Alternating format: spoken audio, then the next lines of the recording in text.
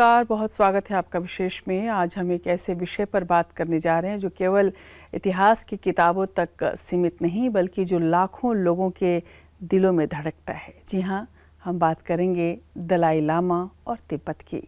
ये कहानी है संघर्ष की, आस्था की और मानवीय संवेदनाओं की, जो भू राजनीति को भी एक तरह से निश्चित करते हैं। ये सिर्फ एक इंसान की कहानी नहीं है, ये कहानी है धर्म और राजनीति की, संवेदनाओं और साजिशों की, चीन के डर की, भारत की शरण की और दुनिया की चुप्पी की। दरअसल 20वीं सदी के मध्य में तिब्बत की भूमि इतिहास की सबसे करुण कहानियों में बदल गई। 1959 में चीन ने तिब्बत पर क्रूरता से कब्जा कर लिया, जिससे इस शांत भूमि की सदियों पुरानी शांति भंग हो गई। चीनी कम्युनिस्ट सेना ने मठों को ध्वस्त किया, भिक्षुओं को यातनाएं दी और तिब्बती लोगों की पहचान को मिटाने का हर संभव प्रयास किया। यह सिर्फ एक सैन्य अधिग्रहण नहीं था, बल्कि एक संस्कृति का दमन था, हनन था, एक पूरे राष्ट्र की आत्मा पर हमला था। इसी अंधकारमय दौर में 14वें दलाई लामा परम पावन तेंजिन ग्यात्सो को अपनी मातृभूमि छोड़ने के लिए मजबूर होना पड़ा। एक लंबी और खतरनाक यात्रा के बाद उन्होंने भारत की पवित्र धरती पर शरण ली। भारत ने अपनी प्राचीन परंपराओं के अनुरूप खुले दिल से उनका और उनके हजारों अनुयायियों का स्वागत किया। यह सिर्फ एक राजनीतिक शरण भर नहीं था, बल्कि दो सभ्यताओं का मिलन था, जहां भारत ने करुणा और मानवता के सर्वोच्च मूल्यों को प्रदर्शित किया, लेकिन चीन के कब्जे में आज तिब्बत अब एक बंद किताब बनकर रह गया है। दुनिया वहाँ झांक नहीं सकती, अंदर क्या हो रहा है ज़्यादातर लोग नहीं जानते। मठों में पुलिस है, भिक्षुओं पर नज़र है, बोलने पर जेल। पिछले दशकों में हजारों तिब्बती मारे गए, सैकड़ों ने आत्मदाह कर लिया, खुद को जिंदा जला लिया चुप्पी की आग में। लेकिन ये कहानी यहीं ख़त्म नहीं होती। दलाई लामा का भारत में रहना चीन की आंखों में हमेशा खटकता रहता है।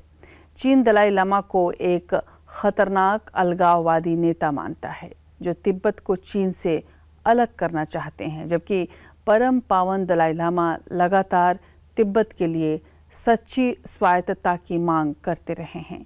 चीन का दावा है कि तिब्बत उसके आंतरिक मामलों का हिस्सा है और किसी भी बाहरी हस्तक्षेप को वो स्वीकार नहीं करेगा। ये विवाद सिर्फ दो देशों के बीच का नहीं है, बल्कि एक संस्कृति, एक पहचान और लोगों के अस्तित्व का सवाल है। इस संघर्ष में अमेरिका की भूमिका भी बेहद महत्वपूर्ण हो जा रही है। अमेरिका ने तिब्बत के लोगों के आत्मनिर्णय के अधिकार का समर्थन किया है। यह स्थिति चीन और अमेरिका के बीच तनाव को और ज़्यादा बढ़ा देती है। जहां तिब्बत एक संवेदनशील भू राजनीतिक बिंदु बन गया है, वहीं दलाई लामा और भारत का संबंध सिर्फ शरणार्थी और मेजबान का नहीं, बल्कि एक साझा विरासत, साझा मूल्यों और साझा भविष्य की उम्मीद रखने वाले दो देशों का प्रतीक है। यह कार्यक्रम इन सभी पहलुओं पर गहराई से रोशनी डालेगा, इतिहास के तथ्यों को टटोलेगा, भू राजनीति की जटिलताओं को समझेगा और मानवीय संघर्ष की कहानियों को एक साथ पिरोते हुए आपके सामने रखेगा। तो चलिए शुरू करते हैं आज का ये विशेष। हिमालय की अनंत ऊंचाइयों में बसा तिब्बत सदियों तक दुनिया से लगभग कटा रहा। अपनी आध्यात्मिकता, शांति और संस्कृति में आत्मलीन एक राष्ट्र की तरह, एक सन्यासी की तरह। यह केवल एक भौगोलिक क्षेत्र नहीं था, बल्कि एक जीती जागती सभ्यता थी। बुद्ध के विचारों में रचा बसा, करुणा और संतुलन का बेहतरीन उदाहरण। लहासा की गलियां, पोटाला पैलेस की दीवारें और बौद्ध मठों की शांति, ये सब मिलकर तिब्बत को धरती का एक दुर्लभ आध्यात्मिक केंद्र बनाते थे। 7वीं शताब्दी में राजा सोंगसेन गंपो ने तिब्बत को एकजुट किया और उसी दौर में भारत और नेपाल से बौद्ध धर्म यहाँ पहुँचा, जिसने तिब्बती संस्कृति को हमेशा के लिए बदल दिया। मठों का निर्माण हुआ, ज्ञान और दर्शन की परंपराएं खूब फली और फूली और दलाई लामा के रूप में एक अद्वितीय आध्यात्मिक राजनीतिक नेतृत्व विकसित हुआ। आइए इस पावन धरती की पुराने इतिहास पर पहले नज़र डालते हैं और इसके बाद आज के तिब्बत के नाम पर हो रहे कूटनीतिक प्रपंच को हम समझ सकेंगे और तिब्बतियों की व्यथा को भी आत्मसात कर सकेंगे। लेकिन तिब्बत की कहानी सिर्फ भूगोल की नहीं, ये याद रखिएगा, आत्मा की कहानी है। और 1950 के दशक के अंत में वो आत्मा जब चुपचाप निर्वासन की राह पर चली, इतिहास ने करुणा, विश्वास और शक्ति की सबसे त्रासद गाथा में एक नया अध्याय जोड़ लिया। ये जिंदा संघर्ष की कहानी है, एक ऐसे व्यक्ति की जो ईश्वर बन गया, एक ऐसे राष्ट्र की जो धीरे धीरे मिटाया जा रहा है और एक ऐसे क्रूर पड़ोसी की जो धर्मशाला में बसे शरणार्थियों से डरा हुआ है। लेकिन सबसे पहले तिब्बत के इतिहास पर एक नज़र।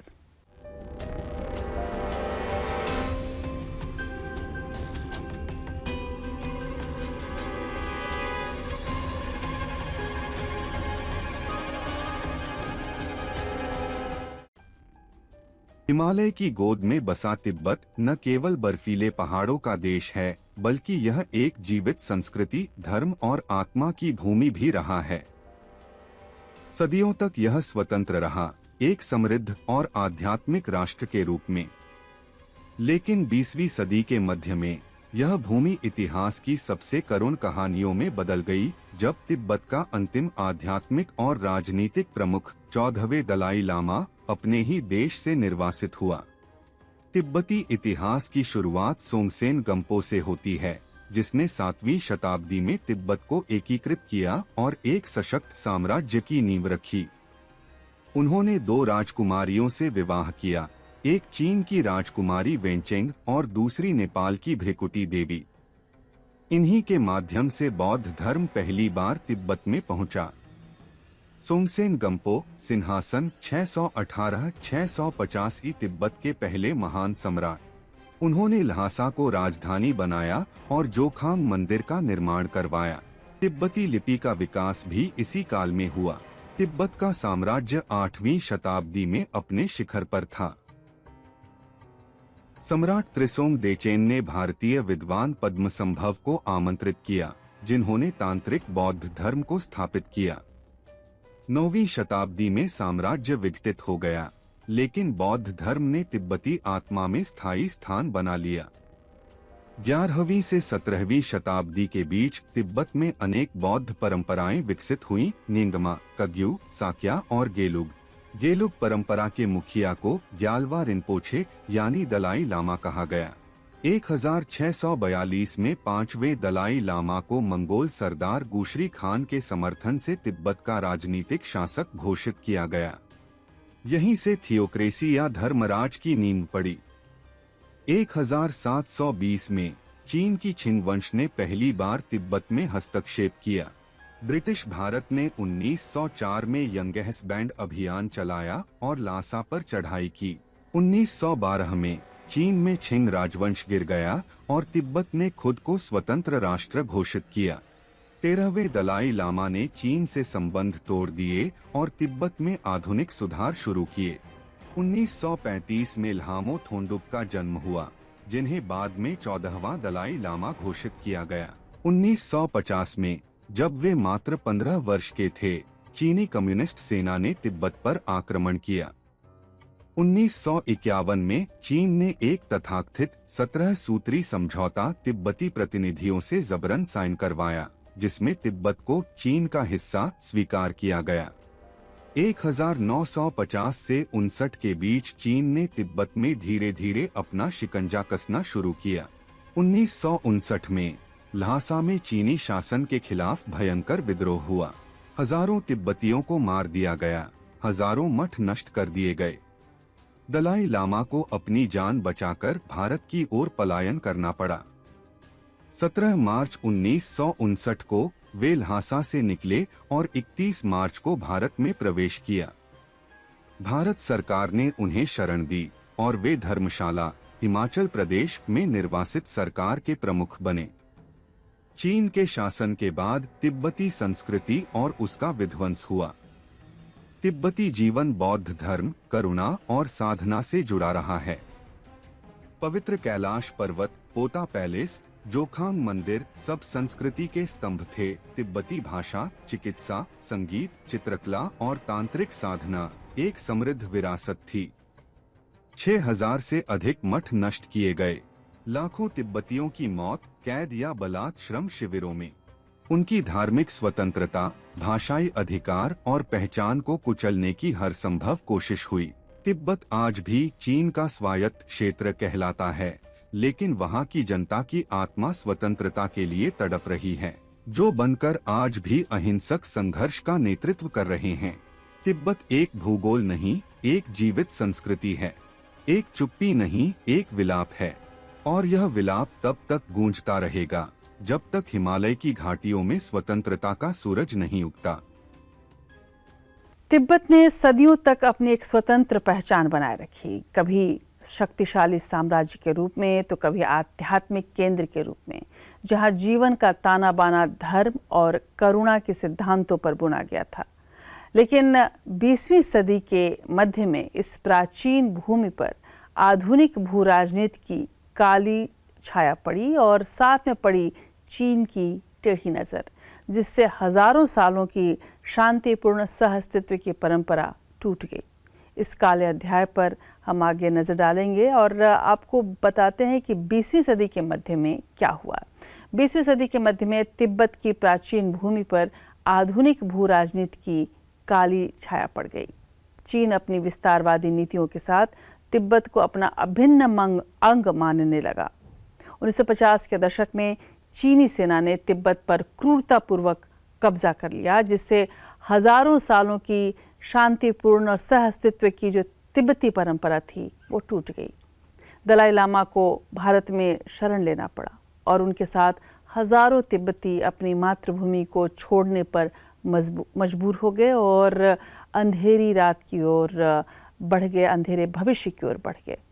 एक रात ऐसी थी कि एक भिक्षु मात्र 23 वर्षीय युवक चुपचाप हिमालय की दर्रों की ओर निकल पड़ा।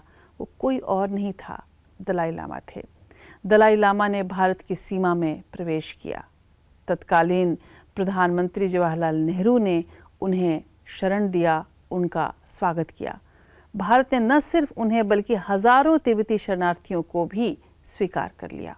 तिब्बतियों को हिमाचल प्रदेश के धर्मशाला में एक नया ठिकाना मिला और वहीं से शुरू हुआ एक निर्वासित सरकार की एक सांस्कृतिक आंदोलन और एक अहिंसक संघर्ष। तिब्बत हिमालय की ऊंची चोटियों में बसा एक शांत आध्यात्मिक प्रदेश। यहाँ का सबसे बड़ा राजनेता और धर्मगुरु दलाई लामा होता था, जो धर्म और शासन दोनों का सर्वोच्च प्रतिनिधि था। 1642 में 5वें दलाई लामा के दौरान गंदेन फोदरांग शासन व्यवस्था स्थापित हुई, जिसमें दलित और साधु दोनों प्रशासन और धार्मिक क्षेत्र में कार्यरत थे। 1911-1950 में तिब्बत पूर्ववत एक स्वतंत्र प्रांत की तरह बाहरी दुनिया से रहस्यमय और अलग-थलग रहा। 7 अक्टूबर 1950 को चीन की पीपुल्स लिबरेशन आर्मी ने करीब 40,000 सैनिकों के साथ तिब्बत में प्रवेश किया, जो चीन की शांतिपूर्तिकारी मुहिम का हिस्सा था। चीनी राज्य ने इसे शांतिपूर्ण मुक्ति नामक राजनीतिक कदम बताया, लेकिन वास्तविकता बहुत अलग थी। तिब्बती नेतृत्व और जनता उम्मीद कर रहे थे कि परंपराओं की रक्षा होगी।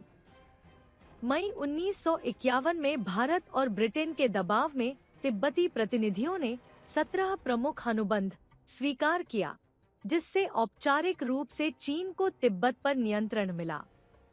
इस अनुबंध में धार्मिक स्वतंत्रता का जो वादा था, उसे बाद में जमकर उल्लंघन किया गया। इस अवधि में चीनी अधिकारियों ने भूमि सुधार और प्रशासनिक बदलाव लागू करना शुरू किया। चीनी राज्य ने राजनेताओं और धर्मगुरुओं की सत्ता को लगातार कम किया और सेना पुलिस तिब्बती जीवन में फैल गई। पूर्वी खाम क्षेत्र में मिलिशिया और स्थानीय तिब्बतियों ने 1956-57 में चीनी नियमों का विरोध शुरू कर दिया, जिससे पहले संकेत मिलने लगे कि पूरे तिब्बत में विद्रोह हो सकता है। 10 मार्च 1959 को ल्हासा में दलाई लामा को मारने या चीनी मुख्यालय ले जाने की अफवाह फैली। इस खतरे से भयभीत लोग नार्बू लिंक और पोताला पैलेस के बाहर इकट्ठा हो गए। जनता हजारों की संख्या में जुटी और क्रोध सर्वोच्च चरम पर पहुंचा। 13 मार्च को महिलाओं ने प्रदर्शन शुरू किया। इसे महिला विद्रोह दिवस कहा गया। 17 मार्च को चीनी सेना ने तोपखाने से हमला किया। मासिव गोलीबारी हुई और जवाब में जनता सशस्त्र हो उठी। ल्हासा में पुरानी मोनेस्ट्री और धार्मिक केंद्रों को निशाना बनाया गया। धर्मगुरुओं और विद्रोहियों को गिरफ्तार किया गया। कईयों को मौत के घाट उतार दिया गया। यह घटना तिब्बती इतिहास में सबसे खौफनाक और ऐतिहासिक दृष्टि से निर्णायक थी।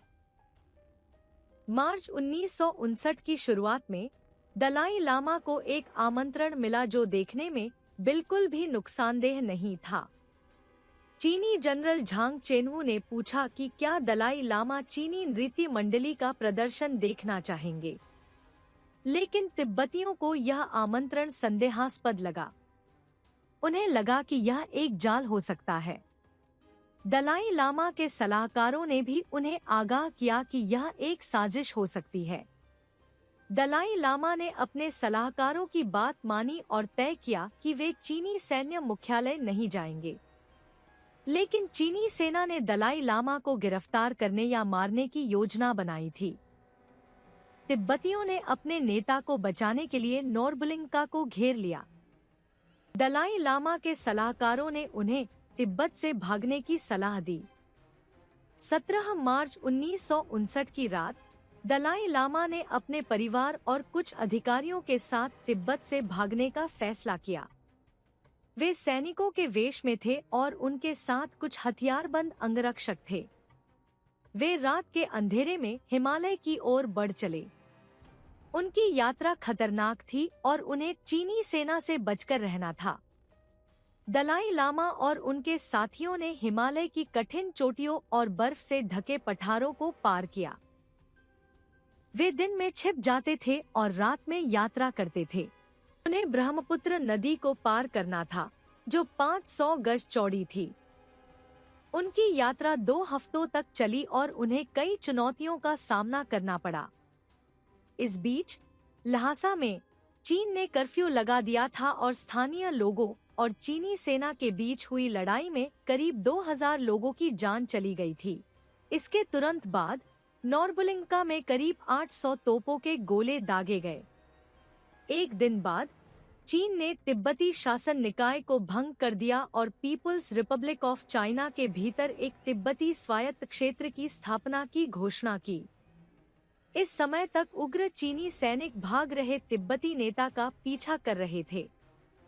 वे धीरे धीरे उनके करीब पहुंचने लगे थे। तभी 26 मार्च 1959 को उनका भागता हुआ कारवां आखिरकार लहुन से ज़ोंग पहुंच गया, मैकमोहन रेखा से कुछ ही दिनों की दूरी पर, जो भारत और तिब्बत के बीच की सीमा है। 26 मार्च 1959 को दलाई लामा ने भारत के प्रधानमंत्री जवाहरलाल नेहरू को एक पत्र लिखा जिसमें उन्होंने शरण मांगने की बात कही। पहले से ही आगाह किए जाने के बाद भारत सरकार ने दलाई लामा और उनके दल का स्वागत करने और उनकी सुरक्षा सुनिश्चित करने के लिए तुरंत कदम उठाए। पीएन मेनन, जो ल्हासा में भारत के महावाणिज्य दूत के रूप में काम कर चुके थे, को भी सहायक राजनीतिक अधिकारी एपीओ के साथ तवांग के पास असम राइफल्स की एक छोटी चौकी चुथांगमू भेजा गया था। भारत सरकार ने दलाई लामा और उनके दल का स्वागत करने और उनकी सुरक्षा सुनिश्चित करने के लिए तुरंत कदम उठाए। पीएन मेनन, जो ल्हासा में भारत के महावाणिज्य दूत के रूप में काम कर चुके थे, को भी सहायक राजनीतिक अधिकारी एपीओ के साथ तवांग के पास असम राइफल्स की एक छोटी चौकी चुथांगमू भेजा गया था।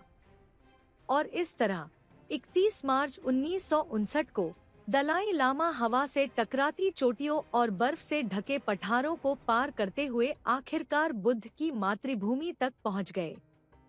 मौसम से प्रभावित कपड़ों में सजे, लेकिन छोटे से दल के बीच तुरंत पहचाने जाने वाले तिब्बती नेता का भारतीय अधिकारियों ने स्वागत किया और उन्हें भारतीय प्रधानमंत्री का एक टेलीग्राम दिया। मेरे सहकर्मी और मैं आपका स्वागत करते हैं और भारत में आपके सुरक्षित आगमन पर शुभकामनाएं देते हैं।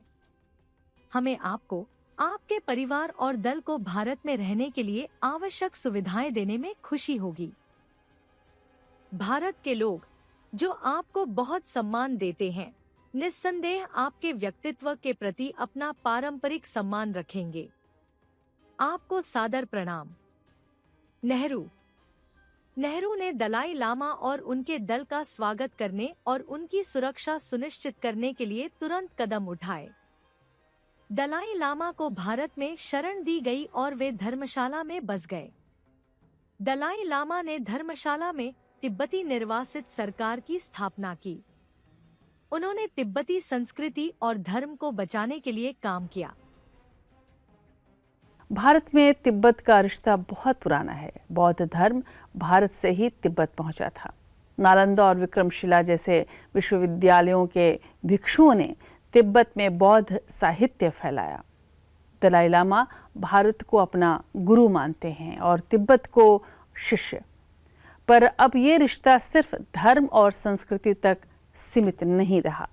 अब ये एक राजनीतिक रिश्ता भी है, कूटनीतिक और मानवीय संघर्ष में बदल चुका है। और तिब्बतियों को भारत में शरण देना चीन को हमेशा से नागवार गुजरा है और यहीं से दोनों देशों के रिश्तों में खटास का एक नया अध्याय भी जुड़ा, जिसका पूरा दारोमदार इसी विवाद पर है। दलाई लामा के लिए भारत एक नया घर बन गया। हिमाचल प्रदेश के धर्मशाला में जहां निर्वासित तिब्बती सरकार की स्थापना हुई, भारत ने तिब्बती संस्कृति और बौद्ध धर्म के संरक्षण में महत्वपूर्ण भूमिका निभाई, जिससे तिब्बती पहचान भारत की धरती पर आज भी जीवित है। इन हालातों में भारत दलाई लामा का मेजबान होने के कारण एक संवेदनशील स्थिति में हमेशा से रहा है। उसे नैतिक समर्थन और चीन के साथ संबंधों के बीच संतुलन साधना पड़ता है। हाल के वर्षों में भारत सरकार ने तिब्बत पर रणनीतिक चुप्पी अपनाई है, लेकिन दलाई लामा के उत्तराधिकार पर उसके स्पष्ट बयान चीन को एक मजबूत संदेश दे रहे हैं। तिब्बती प्रवासी समुदाय भी भारत की धरती से पश्चिमी देशों में सक्रिय रूप से पैरवी कर रहा है, जो दुनिया और अमेरिका को प्रभावित करने में महत्वपूर्ण है और चीन को नाराज करने के लिए भी काफ़ी है। पेश है तिब्बत मामले के में भारत चीन रिश्ते पर यह खास रिपोर्ट।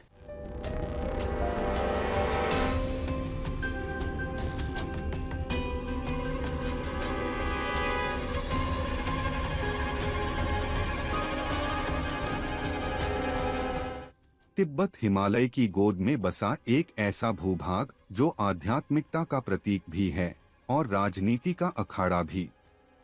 जहां एक ओर चीन इसे अपना अभिन्न अंग मानता है, वहीं दूसरी ओर दुनिया के कई हिस्सों में यह आजादी और मानवाधिकारों की लड़ाई का प्रतीक बन चुका है। बीजिंग की दृष्टि में तिब्बत कोई विवाद नहीं, बल्कि एक ऐतिहासिक सत्य है। चीन सरकार का दावा है कि तिब्बत सदियों से उसका हिस्सा रहा है और 1950 में शांतिपूर्ण मुक्ति के नाम पर पीपुल्स लिबरेशन आर्मी का तिब्बत में प्रवेश इतिहास को पुनर्स्थापित करने का प्रयास था। चीन का कहना है कि तिब्बत चीन का आंतरिक मामला है। दलाई लामा एक विभाजनकारी तत्व हैं, जिनकी राजनीति ने चीन की एकता को चुनौती दी है। चीन की संप्रभुता पर कोई समझौता नहीं होगा। 1959 एक विद्रोह और उसके बाद 14वें दलाई लामा की भारत में शरण। धर्मशाला में स्थापित हुआ निर्वासित तिब्बती सरकार का मुख्यालय। तब से अब तक दलाई लामा मध्य मार्ग नीति की बात करते हैं, तिब्बत की आजादी नहीं बल्कि स्वायत्तता के लिए। लेकिन बीजिंग इसे भी राष्ट्र विरोधी गतिविधि मानता है। 2003 में तत्कालीन पीएम अटल बिहारी वाजपेयी सरकार ने तिब्बत को चीन का हिस्सा माना और चीन ने सिक्किम को भारत का हिस्सा मान लिया। ये एक तरह से करार था कि दोनों देश आपसी मामले में दखल न दें। तब चीन के राष्ट्रपति जियांग जेमिन हुआ करते थे। इसके साथ ही भारत उत्तरी सीमा को आधिकारिक तौर पर भारत तिब्बत सीमा कहने की बजाय भारत चीन सीमा कहने लगा। ये एक तरह से चीन के तिब्बत पर अधिकार को मान्यता थी। चीन को हमेशा से डर रहा कि तिब्बत में सबसे अहम माने जाने वाले दलाई लामा और भारत मिलकर चीन में अस्थिरता ला सकते हैं। अब जबकि कोरोना संक्रमण के चलते चीन पहले से ही शक के घेरे में है, बाकी देश भी किसी भी वजह से उसके खिलाफ आक्रामक हो सकते हैं। खास तौर पर अगर भारत अमेरिका का समर्थन करता है तो ये चीन के खिलाफ बड़ा मोर्चा खोल सकता है। वैसे चीन केवल तिब्बत मामले में ही आक्रामक नहीं, इससे पहले वो ताइवान और हांगकांग मुद्दे पर भी भारत और कई बड़े देशों को दूर रहने की नसीहत दे चुका है। मालूम हो कि हांगकांग में सुरक्षा कानून लागू करने पर चीन के खिलाफ कई यूरोपियन देश आ गए थे, लेकिन चीन ने कूटनीति से सबको चुप करा दिया। 1959 से भारत में निर्वासन में रह रहे 14वें दलाई लामा अपने वतन के लिए पूरी आज़ादी की जगह ज्यादा स्वायत्तता की वकालत करते रहे हैं। बीजिंग मानता है कि दलाई लामा को तिब्बती लोगों का प्रतिनिधित्व करने का कोई अधिकार नहीं है। दलाई लामा ने 2011 में राजनीतिक अधिकार निर्वासित सरकार को सौंप दिए थे, जिसे दुनिया भर के 1,30,000 तिब्बतियों ने लोकतांत्रिक तरीके से चुना था। इस साल उस सरकार ने चीन के साथ उत्तराधिकारी योजना को लेकर गुप्त बातचीत भी की है, लेकिन यह साफ नहीं है कि उसमें कोई प्रगति हुई या नहीं। दलाई लामा पहले भी इशारा कर चुके हैं कि उनका अगला उत्तराधिकारी द फ्री वर्ल्ड यानी चीन के बाहर से होगा। बुधवार को उन्होंने कहा, किसी और को इसमें दखल देने का कोई अधिकार नहीं है। दलाई लामा की यह बात चीन के साथ सीधी टकराव की स्थिति बना देती है। भारत और चीन के बीच सीमा विवाद दो बड़े क्षेत्रों लद्दाख और अरुणाचल प्रदेश पर केंद्रित है। चीन का कहना है कि अरुणाचल प्रदेश दक्षिणी तिब्बत का हिस्सा है, जबकि भारत इस दावे को खारिज करता है। यह विवाद 1950 के दशक से चला आ रहा है, जब चीन ने तिब्बत पर कब्जा कर लिया था। चीन ने तिब्बत पर कब्जा कर लिया, जिससे तिब्बती लोगों की स्वतंत्रता और स्वायत्तता खतरे में पड़ गई। इसके बाद दलाई लामा और कई अन्य तिब्बती नेता भारत में शरण लेने के लिए मजबूर हुए। भारत ने तिब्बत को एक चीनी स्वायत्त क्षेत्र के रूप में मान्यता दी है, लेकिन तिब्बती लोगों के साथ सांस्कृतिक और धार्मिक संबंध बनाए रखने के लिए प्रयासरत है। भारत ने तिब्बत के प्रति अपनी नीति में बदलाव किया है, जिसमें दलाई लामा के साथ संबंधों को मजबूत करना और तिब्बती लोगों के अधिकारों की रक्षा करना शामिल है। हाल के वर्षों में भारत ने तिब्बत के प्रति अपनी नीति में अधिक सक्रिय भूमिका निभाई है, जिसमें तिब्बती लोगों के अधिकारों की रक्षा करने और उनकी संस्कृति को संरक्षित करने के प्रयास शामिल हैं। भारत चीन सीमा विवाद में तिब्बत एक महत्वपूर्ण कारक है और भारत को अपनी तिब्बत नीति में सावधानी और विचारशीलता के साथ आगे बढ़ना चाहिए। भारत को तिब्बती लोगों के अधिकारों की रक्षा करने और उनकी संस्कृति को संरक्षित करने के लिए प्रयासरत रहना चाहिए। इसके अलावा भारत को अपनी सीमा सुरक्षा को मजबूत करने और चीन के साथ अपने संबंधों को संतुलित बनाने के लिए काम करना चाहिए। भारत, जिसने दलाई लामा को शरण दी, धर्मशाला में निर्वासित सरकार को आश्रय दिया, वह भी अब तिब्बत मुद्दे पर मुखर नहीं रहता। भारत और चीन के बीच सीमा विवाद अब भी जारी हैं और इसी तनाव के बीच तिब्बत का मुद्दा भारत की रणनीतिक सोच में साइलेंट कार्ड बन चुका है। तिब्बत पर चीन का कब्जा और दलाई लामा को भारत द्वारा शरण देना दोनों देशों के बीच अब विश्वास की गहरी खाई पैदा करता है। भारत इसे एक मानवीय मुद्दा मानता है, जबकि चीन इसे अपने आंतरिक मामलों में हस्तक्षेप समझता है।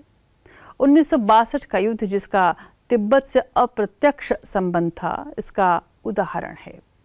भारत हमेशा तिब्बती संस्कृति और दलाई लामा के प्रति नैतिक समर्थन और चीन के साथ अपने विशाल आर्थिक और रणनीतिक संबंधों के बीच संतुलन साधने की कोशिश करता रहा है। लेकिन चीन कहाँ समझने वाला है और चीन की इस नीति की खिलाफत अमेरिका भी कर रहा है। अब तिब्बत को लेकर उसने एक संतुलित कूटनीति की मिसाल दी है। एक ऐसी कूटनीति जो चीन के बढ़ते वैश्विक प्रभाव और तिब्बत में मानवाधिकारों की चिंताओं के बीच संतुलन साधने का प्रयास करता है। पश्चिमी शक्तियां, खास तौर पर संयुक्त राज्य अमेरिका, तिब्बत में मानवाधिकारों के उल्लंघन पर लगातार चिंता व्यक्त करता रहा है। इनफैक्ट कहा जाए तो जबरन श्रम शिविर, धार्मिक स्वतंत्रता पर प्रतिबंध और तिब्बती संस्कृति के दमन की खबरें अंतर्राष्ट्रीय मंचों पर हमेशा उठाई जाती रही हैं। अमेरिका की नीति हालांकि प्रत्यक्ष रूप से तिब्बत की स्वतंत्रता का समर्थन नहीं करती, लेकिन वह तिब्बती लोगों के मानवाधिकारों और उनकी खास सांस्कृतिक पहचान के संरक्षण पर जोर जरूर देती है।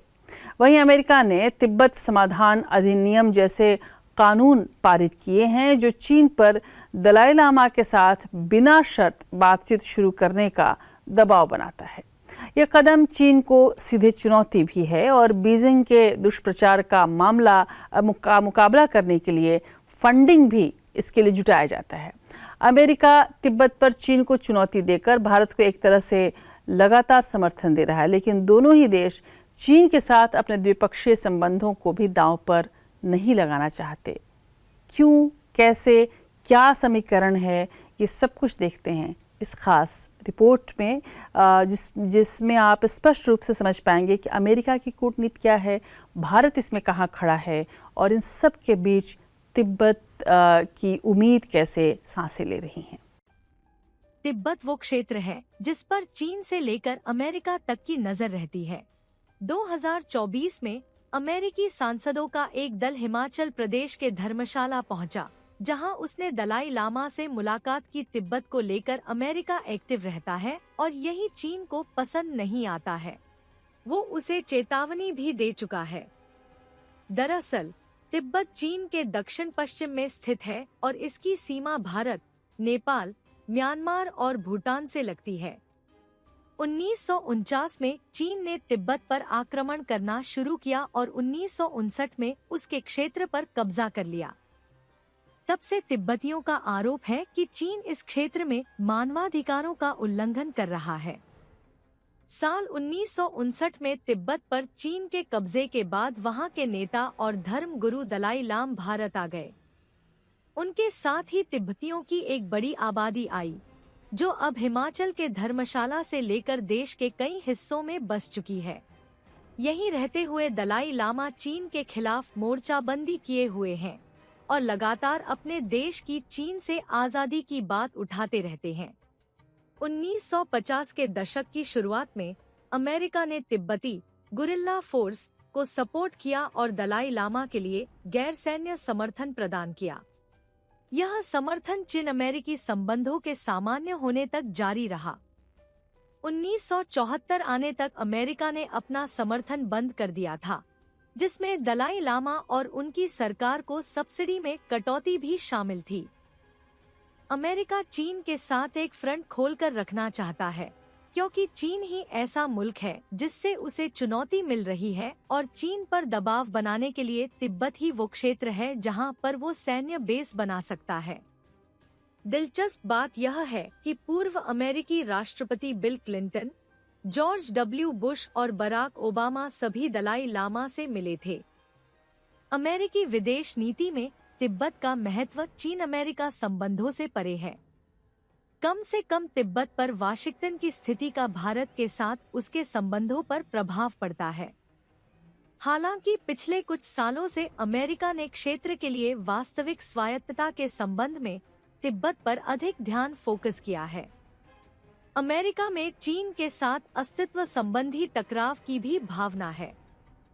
तिब्बत को लेकर अमेरिका के बढ़ते कदम आक्रामक चीन की बड़ी प्रतिक्रिया का हिस्सा है।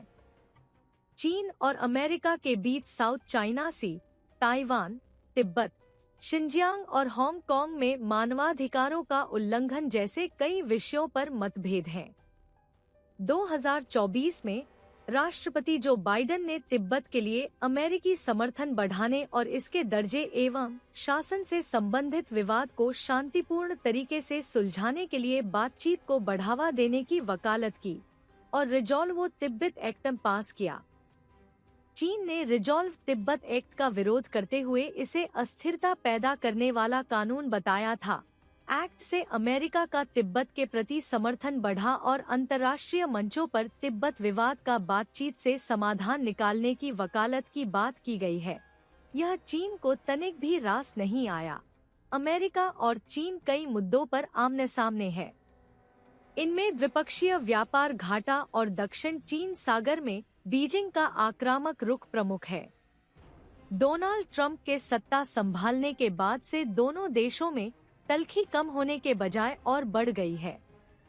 ट्रंप सरकार ने दक्षिण चीन सागर के साथ ही व्यापार घाटे को लेकर भी सख्त रुख अपना लिया है। ऐसे में तिब्बत का मसला अमेरिका चीन के रिश्ते में एक और फांस है।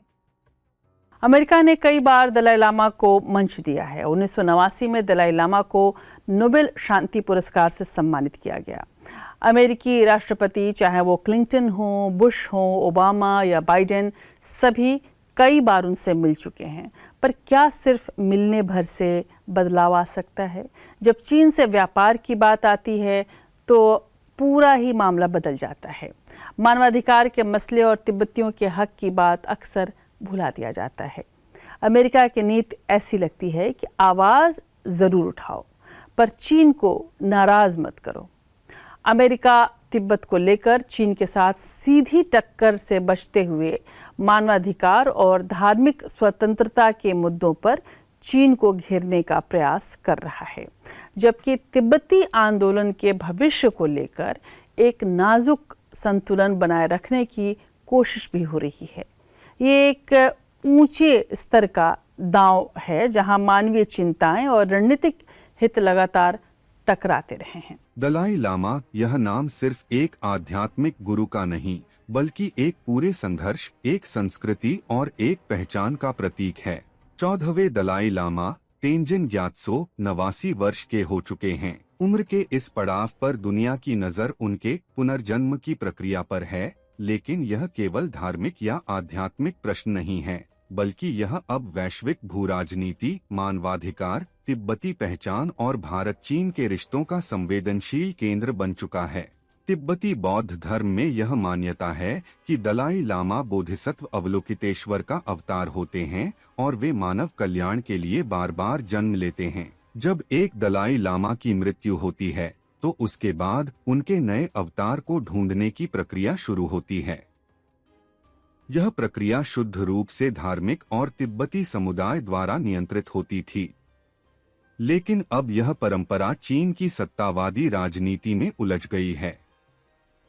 चीन दावा करता है कि वह अगला दलाई लामा चीन की अनुमति से तय करेगा, यानी बीजिंग की सरकार एक पुनर्जन्म को राजनीतिक रूप से नियंत्रित करना चाहती है।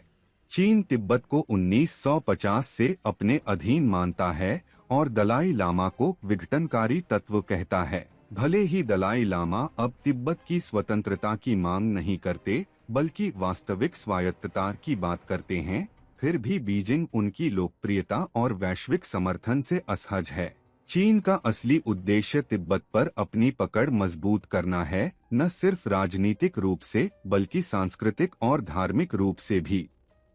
अगर अगला दलाई लामा चीन के प्रभाव में होगा तो वह तिब्बती अस्मिता की आवाज नहीं बनेगा, बल्कि चीन की कठपुतली बन जाएगा।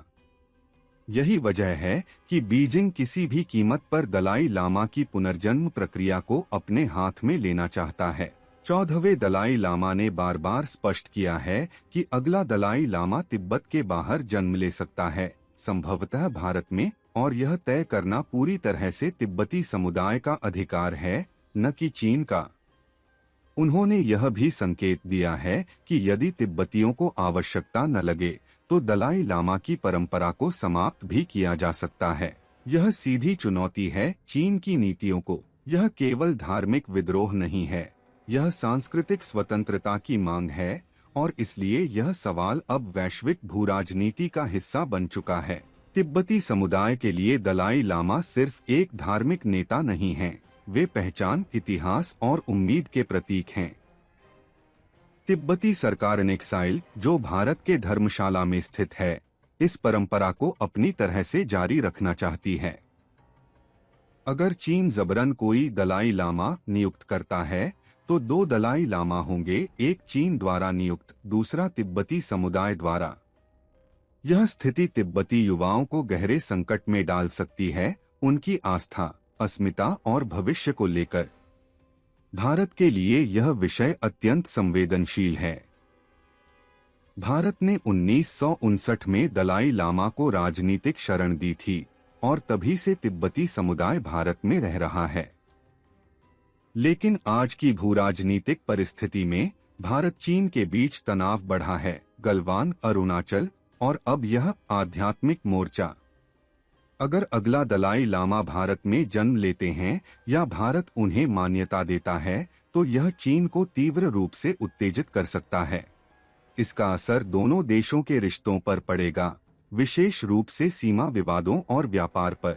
दूसरी ओर अगर भारत चीन के दबाव में चुप रहता है तो वह तिब्बती समुदाय के विश्वास को खो सकता है और वैश्विक लोकतांत्रिक मूल्यों पर प्रश्न उठेंगे।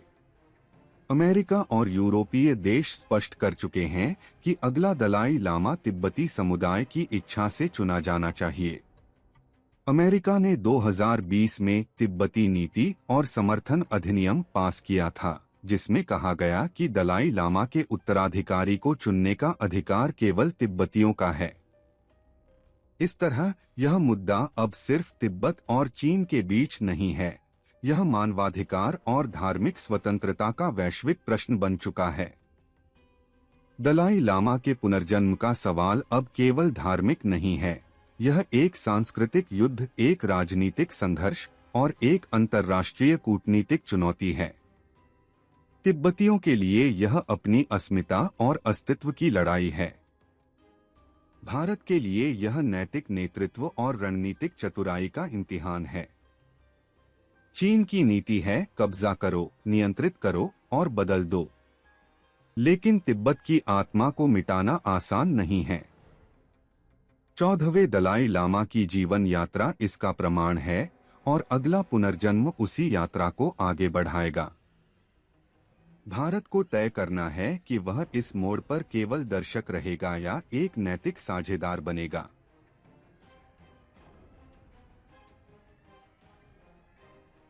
वैसे हिमालय की गोद से उपजा तिब्बत का संघर्ष दलाई लामा के नेतृत्व में आज भी चीन की दमनकारी नीतियों के सामने अडिग खड़ा है। ये केवल भूभाग का विवाद नहीं, बल्कि आत्मा और अस्तित्व की लड़ाई है। तिब्बतियों के लिए दलाई लामा सिर्फ एक आध्यात्मिक गुरु नहीं, बल्कि अपनी खोई हुई मातृभूमि और संस्कृति की जीवित आशा हैं, जो निर्वासन में रहकर भी अपनी जनता को एकजुट रखे हुए हैं। मानवाधिकार संगठनों के अनुसार 10 लाख से ज़्यादा तिब्बती मारे गए हैं या लापता हैं। 1989 से अब तक 150 से अधिक आत्मदाह यानी खुद को जिंदा जलाकर दुनिया को पुकारने की कोशिश तिब्बतियों ने की है, लेकिन दुनिया अक्सर व्यापार और रणनीतिक चुप्पी की चादर ओढ़ लेती है। दलाई लामा वास्तविक राजनीति की इस दुनिया में शांति के सच्चे दूत बनकर उभरे हैं। उनका मध्य मार्ग दृष्टिकोण, जिसमें वे तिब्बत के लिए पूर्ण स्वतंत्रता के बजाय सार्थक स्वायत्तता की वकालत करते हैं, विश्व शांति के लिए एक शक्तिशाली संदेश है। उनकी अहिंसा और करुणा की पुकार ऐसे समय में जब संघर्ष और विभाजन बढ़ रहे हैं और भी प्रासंगिक हो जाती है। ये समय है कि विश्व समुदाय केवल एक मूक दर्शक न बना रहे, बल्कि तिब्बत के इस शांतिपूर्ण संघर्ष को नैतिक और कूटनीतिक समर्थन दे, क्योंकि जब एक सभ्यता की आत्मा का दमन होता है तो मानवता का एक हिस्सा भी घायल होता है। तिब्बत का भविष्य केवल तिब्बतियों का नहीं, बल्कि शांति, न्याय और मानवाधिकारों में विश्वास रखने वाले हर व्यक्ति का भविष्य है। और इस भविष्य के पैरोकार हैं दलाई लामा। दलाई लामा के इसी काम के लिए उनको कई बार विभिन्न मंचों पर सम्मानित किया गया, नोबेल शांति पुरस्कार भी मिला। और हम एपीएन परिवार इस बात का गौरव महसूस करते हैं कि बालाजी फाउंडेशन के सहयोग के साथ जब स्वदेश का आयोजन 2024 में हुआ, उसमें एपीएन परिवार और बालाजी फाउंडेशन ने दलाई लामा को स्वदेश सम्मान से सम्मानित किया और इस सम्मान को उन्हें देकर खुद हम सम्मानित और अनुग्रहित महसूस करते हैं। दलाई लामा 90 साल के हो चुके हैं और वो शतायु हों इस उम्मीद के साथ और तिब्बतियों को जल्द से जल्द न्याय मिले इस उम्मीद के साथ उनके इस शांति मिशन में APN का पूरा सहयोग। आज बस इतना ही। नमस्कार।